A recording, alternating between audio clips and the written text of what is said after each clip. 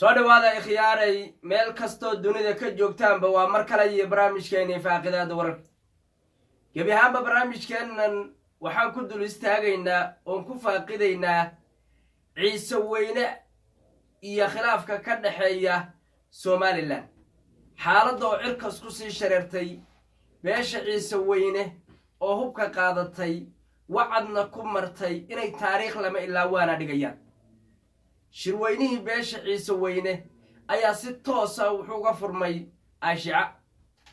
somalilan ciidankeedii commandoska nooc walbayaad kuwii madaxtooyada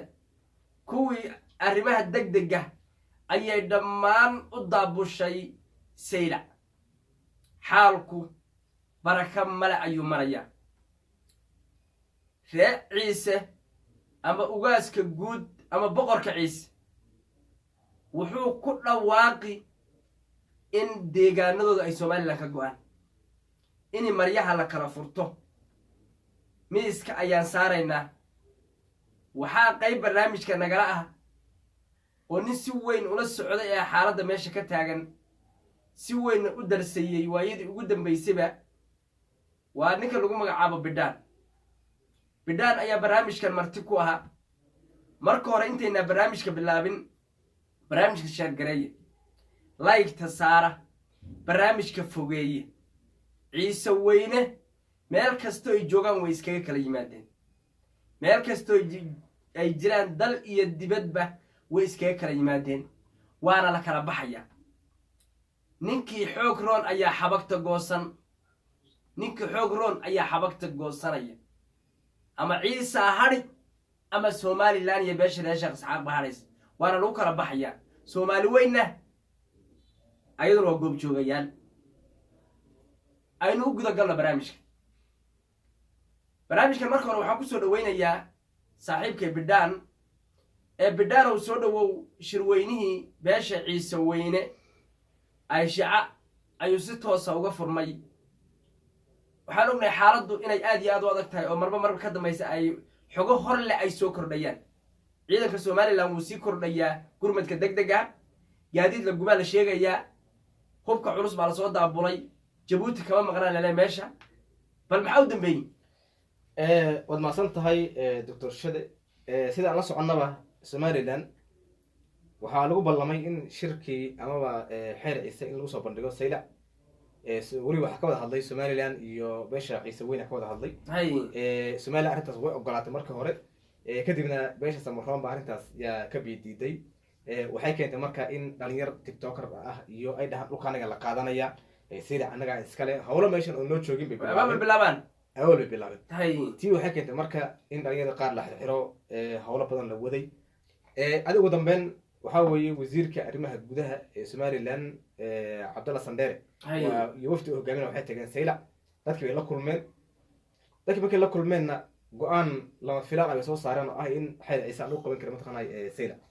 tii markay dhacday dadkii waa mudaharaadeen meel kasta laga qayliyey ciise markii waxay xirteen dhulkii la soo mari lahaa dhulka wadooyinkooda iyo deegaankooda way xirteen wax jabuuti iyo xaggaas aadayna ma laha wax ka imaana mataqaana ma laha somaliland tii marka idana way ka carootay ciidamo hor leh iyo daabushay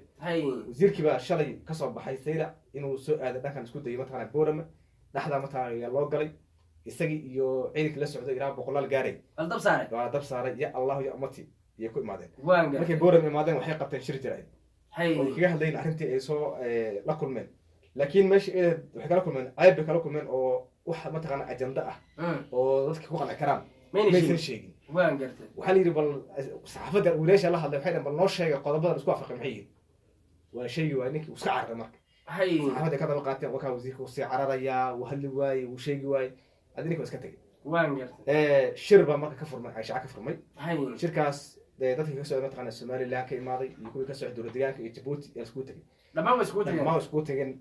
gandihii iyo ugaas mustafa yaa meeshaas mataa ku kulansan iyo odayaasha mustafa horkacay marka go-aan kharaar inuu soo bixi doono gala dagaalka oo kale yay u badan tahay haddii aysan somalilan maskax fiyow aysan ku waajihin oo aysan samaynin mataqaana tanaasul aysan samaynin waayo cidna dhulkiisa mataa lagu xukumi karo hadda waxaa ka socday saylac maalmaha u dambeeyeyba iyagoo la leeyahay mataqan dadkan looma baahna dhulka loo baahan yahay dhulka loo baahan yahay dhulka loo socdaa dadku inay guuraan waa in la raraa oo ciise markaan ay Soomaaliland ka baxaanba taa iyada hore u dhacday oo laascaanood maxaa la jiray loo baahan guuro dadka loo baahan dadku inay guuraan waa in la baabiyo waa in la xasuuqa waan gartay markii dambe waxa ka dhacay bidhaan wada waxaan kaa weydiiyo ma la dhihi karaa arrintan xeer ciise saylac lagu wado inuu ka dhaco ama meel dee maryaha la kala furta noqon doonta oo ama Somaliland ay u hadhi doonto ama ciise u hadhi doono maryaaba ciise inay ku dagaalamaan oo maaragtay ay Somaliland xabad sanka ka geliyaan kana saaraan xeer ciisana meeshaas ka dhaco ama suurtagal ma tahay inay Somaliland hor istaagto ciisana xuduudka laga soo saaro سيدا ودك هدي قف كمان ودقني هديان كوي هدي اللي مثلا ما دقتي لا كمتي هدي له وقف جرتان كيس مثلا ماشي laga saaro dhibaatowi waan gartay hadda markii on la ila diriraysa مثلا Ethiopia maxay dhaheen waxa iska hor imaaday inaysan deegaanka wax matalaad ah kulahayn inaysan dad jir ahayn wax noocaas kadib waa iska celi Soomaaliland hadda ciise markuu waxa la leeyahay ma badagtaan deegaan ma batihiin oo deegaan hadaynu ahayn anaga dhulka inta la giya degan 350 kilomitir baan degannahay ma dadka degan maxay markaa haday xoolo dhaqatayn haday tuulo tahay haday magaalo tahay dadka degan yaa ku dhaqan waan galay keena okay marka Somaliland hadda arinta hadda ay wado oo horta xeer ciise ma taqaanay ma aha wax cusubada la yiraahdo cusubta ma ahan oo waxa lagu qabtay dir lagu qabtay waxa lagu qabtay ma taqaanay waxa lagu qabtay ma taqaanay Djibouti meelo baa lagu qabtay gudaha gobol sita lagu qabtay saas ay tahay waa xeer ciise one week ka badan ma jiray one week baan isku imaada xafladda la kala tagi xafladda la dhigtay marka waxa ay soo kordhinaysay dambiga ay keenayso wuxuu yahay waxa weeye oo kaliya kuma aqoonsanay dhulkan ka guur oo caadi dhulka ma digin ba ka dhigay sababta ciise xeerkiisu waa inuu meel kasta degan yahay ka dhacay taa haday dhacdo marka ciise wuxuu ka xigaa geeri ka xigaa dhimasho ka xigaa dagaal buu ka xigaa hatta ugaaska guud oo aabo loo yaqaano ciise u yaqaanaan dagaal buu diyaar buu yahay inuu ku galo Somaliland xagee wax ka dhaxartay marka iyadu Somaliland waxay wax ka dhax arkeen waxa lagu sheekeeyay Somaliland awood horta waxa jirta marka hore ma taqaanay fara badan Somaliland qabaa'il baa tagay qabaa'ilka intee kulmeen bay shireen dheen aan sameysana dawlad waxa kamid beesha Raashid Qasab beesha Samaroon daarood oo ma taqaanay kamid ah Warsan Gali iyo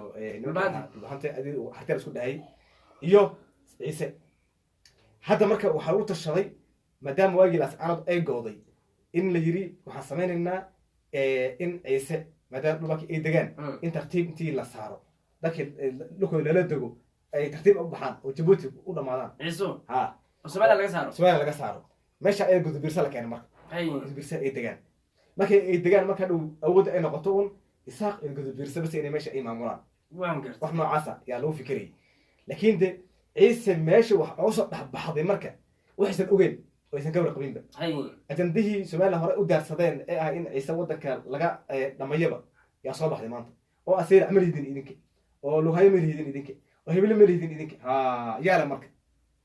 هذا مرك وحنا قلنا سا وجالس كجود بهذا الكيس بريم سبرة مدبا يا لسوقيا كأنك كسر بحماشة أيضا عشاء يأكل النور واخدونه تبى بوحدة هاي دول ده حلنا من الشركة بلا الوقت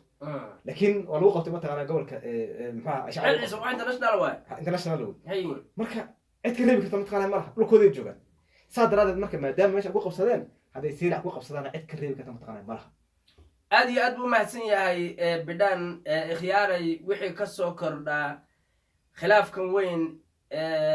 beesha ciise weyne iyo maamulkii Somaliland